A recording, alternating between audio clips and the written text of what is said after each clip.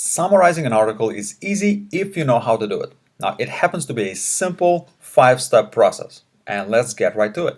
Step 1. Identify your summary goal. Why is this so important? This is important because you need to know where you're going before you set out on your journey. Here are questions to ask yourself. How many words or paragraphs should the summary contain? Can or should I use quotations? Do I have any other specific requirements from my instructor? Very important. Now, here are two examples of different requirements, and you'll see what I mean.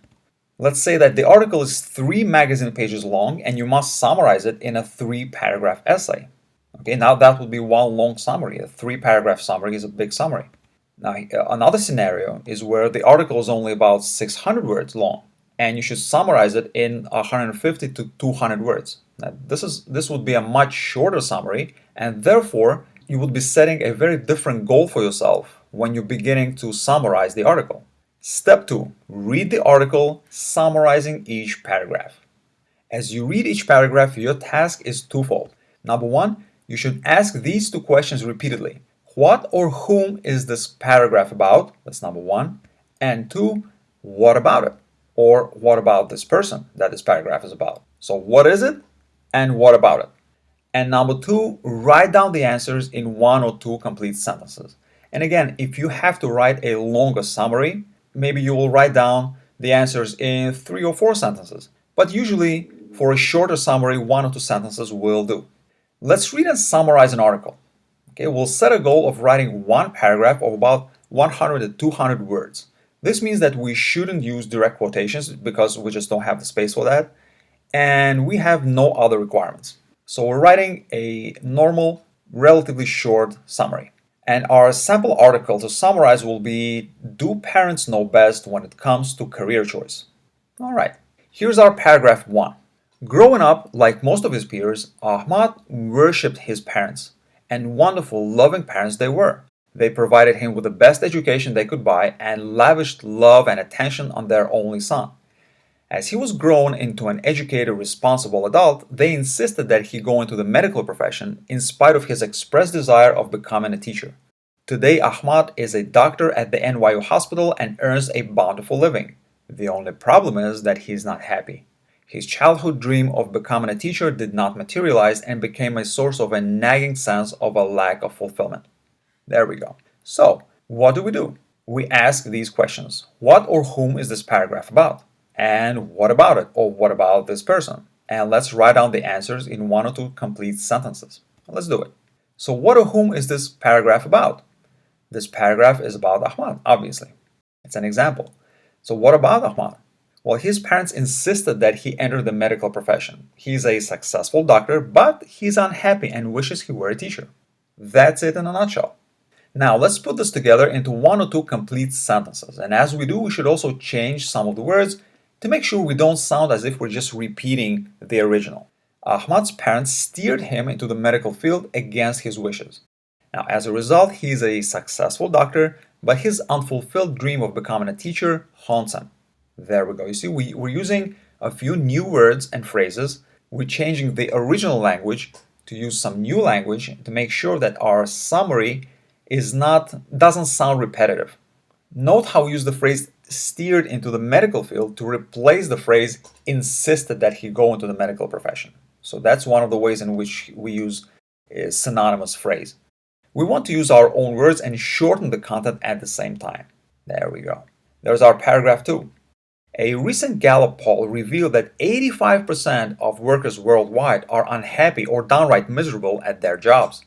A study published in the International Journal of Advanced Research in 2019 found that parents exert a significant influence on their children's career choices, especially in some cultures and parts of the world. Could there be a correlation? A cursory look at the issue can be revealing. Children tend to regard their parents as gods, capable of everything except error. This misconception eventually wanes, but the process can take years or even decades. But can parents really provide great career advice or direction given their high authority in the eyes of their children?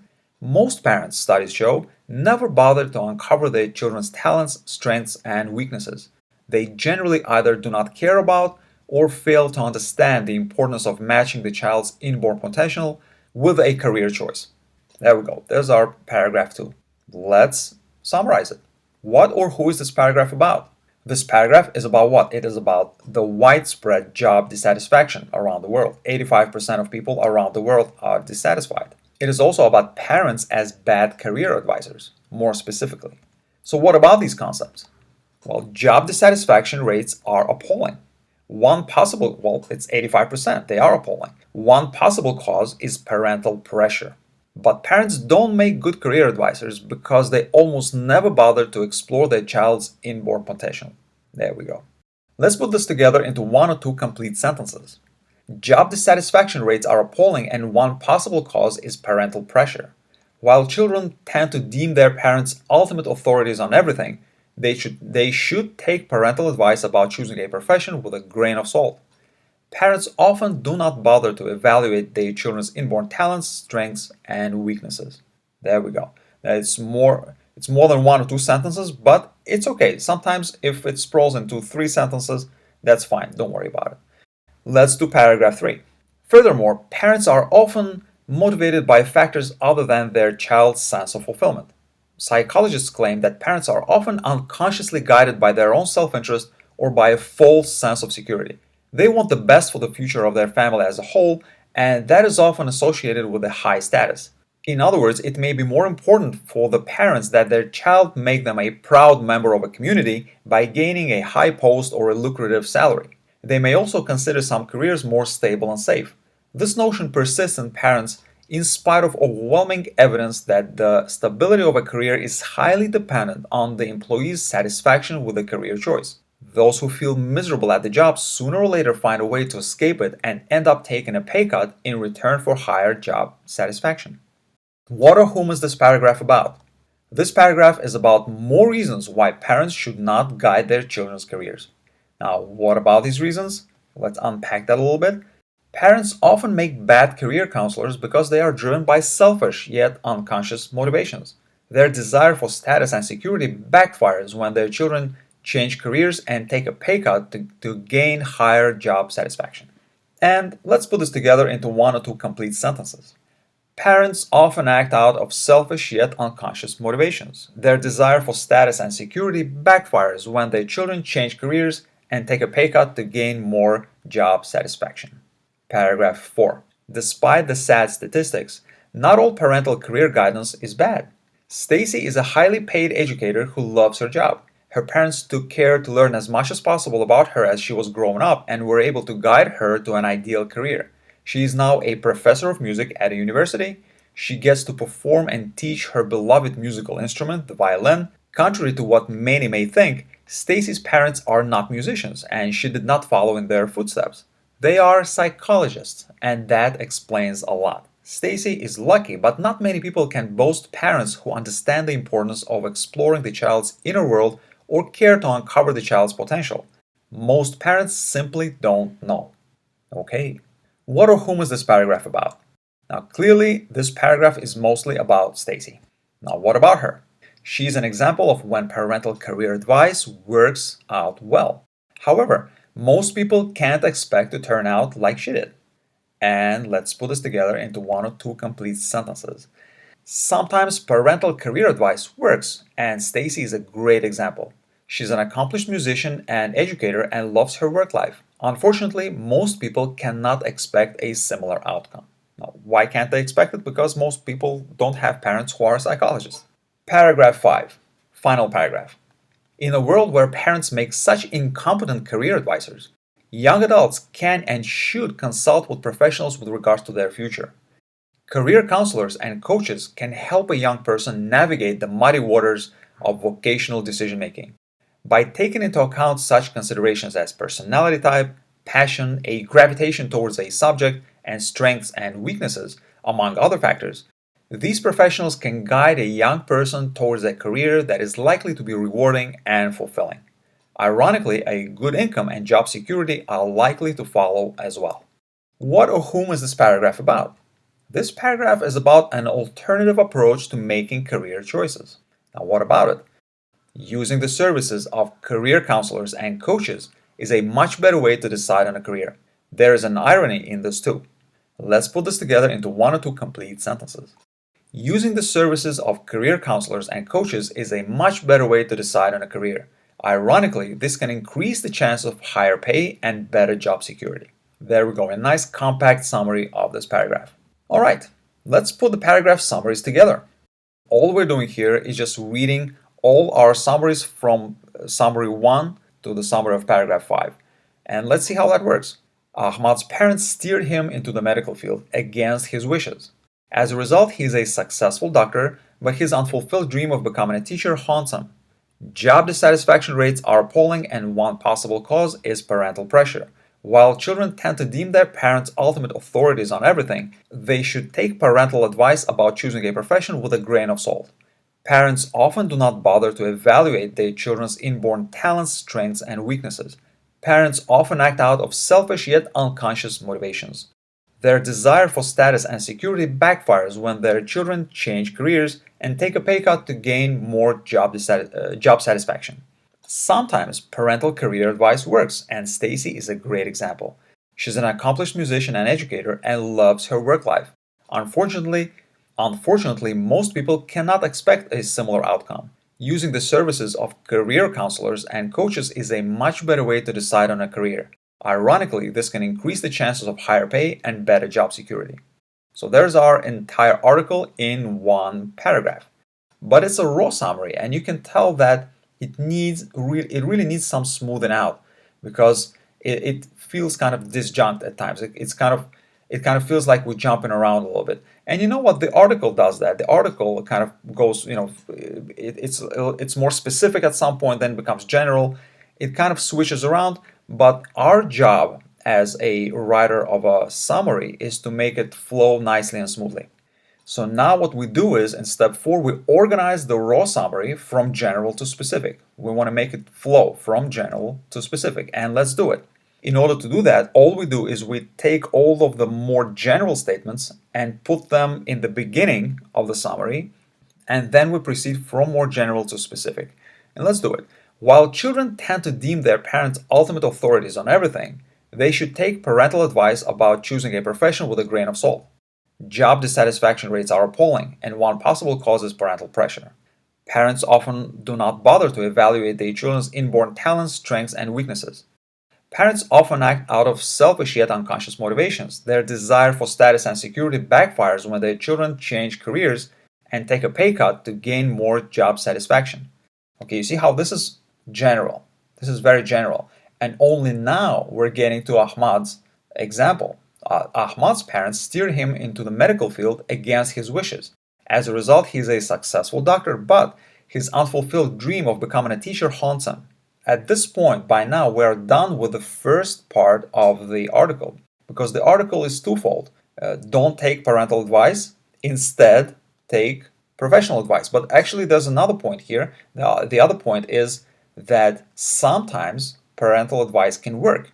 So there are 3 points, right? Parental advice usually doesn't work. Sometimes it works, but don't count on it. Instead, go to professionals. And that's how we're proceeding here. So we're done with part 1 where parental advice doesn't work, it backfires. But now we're going to the second part. Sometimes parental career advice works. There we go, that's part 2.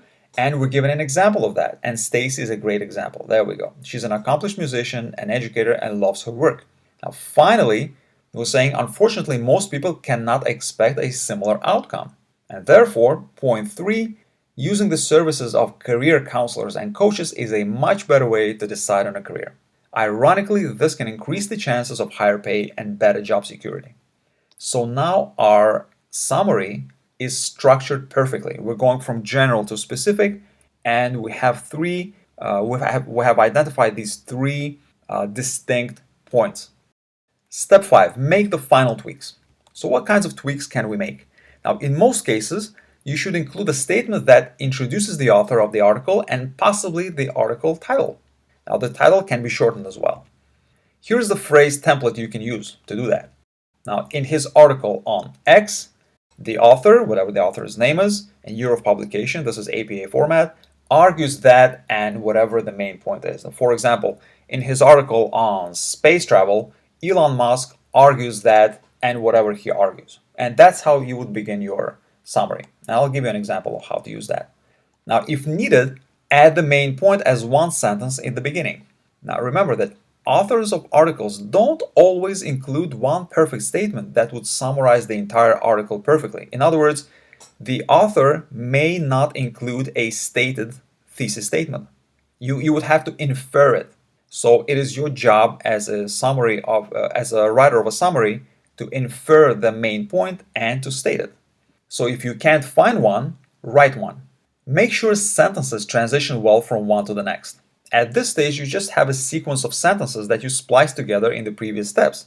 So now you need to make sure that the entire summary reads smoothly and flows really well. Now this means that you might need to tweak parts of some of the sentences to ensure nice transitions.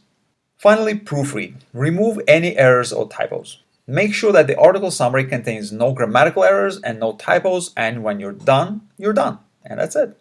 Here's our final edited version of our summary. In his article on parental career advice, Thompson, 2019, argues that career choice is an important decision that is best made with professional rather than parental guidance. You see, we're using our template for the first sentence. In his article on whatever, the author and the year argues that, and this is the main point. The main point is that making career decisions is best made with professional rather than parental guidance. And that summarizes the entire article. You see that? While children tend to deem their parents as ultimate authorities on everything, they should take parental advice about choosing a profession with a grain of salt. Parents often do not bother to evaluate their children's inborn talents, strengths, and weaknesses, and their advice is often self-serving, albeit unconsciously. The result is appalling rates of job dissatisfaction. You see how we're using transitions to make it flow. We're saying as a result this, the result is this. Now we're doing an example. Ahmad is a perfect example. He's a well-paid doctor who would rather be a teacher and enjoy his work. That said, that's another transition right there. We're transitioning to the next part of the point, of the main point. When parents do pay attention, they can guide their child well, as Stacy's example shows. She's an accomplished violinist and teacher who could not be happier as a professional. However, that's another transition, you see? However, most children cannot boast parents who are psychologists, and uninformed parents will make mistakes with regards to their children's future. Therefore, it is better for young adults to consult a professional in early adulthood to determine the most fulfilling career course, ironically increasing the chances of higher pay and better job security. There we are. So we've used transitions to smooth it out, and this is a nice, compact, and perfect summary of that article. So there you go. I hope this was helpful. And in case you're struggling with essay writing in general, I have put together a tutorial that I call Essay Writing for Beginners, and I'm going to include the link in the description. Don't forget to like the video, and I'll see you guys in an upcoming video. Take care.